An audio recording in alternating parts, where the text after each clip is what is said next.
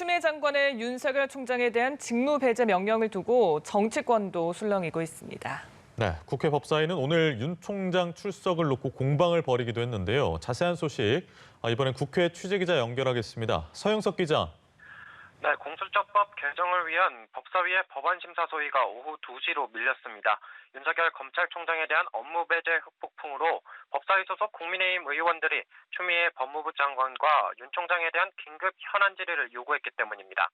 가까스로 열린 전체 회의에서 국민의힘은 윤 총장이 법사위에 출석하기 위해 이미 국회로 출발했다며 여당을 압박했지만 여당은 여야 합의 없는 윤 총장의 출석은 받아들일 수 없다고 맞섰습니다.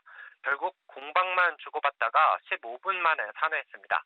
법사위 소속 민주당 의원들은 오후 2시쯤 법안 심사 소위를 열고 공수처법 개정안을 심사할 계획입니다.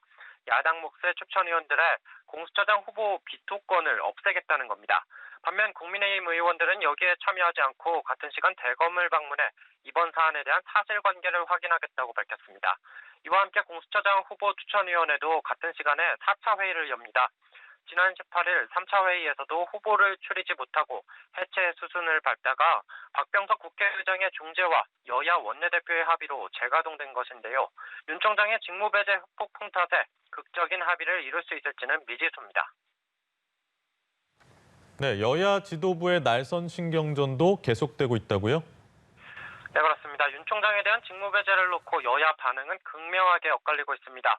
더불어민주당은 오늘 아침 최고위원회의에서 윤석열 검찰총장을 향한 비판을 이어갔습니다.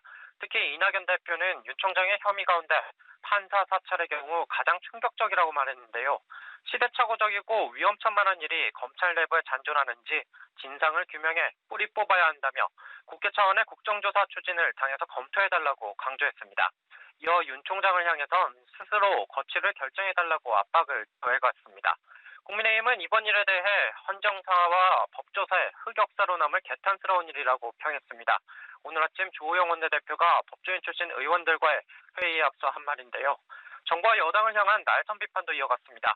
주 원내대표는 뒤에서 이를 묵인하고 어찌 보면 즐기고 있는 문재인 대통령은 더 문제라고 꼬집었고 이런 일에 충격과 실망을 금하지 못한다는 이 대표에 대해서 참으로 충격과 실망을 금하지 못하겠다고 비판했습니다.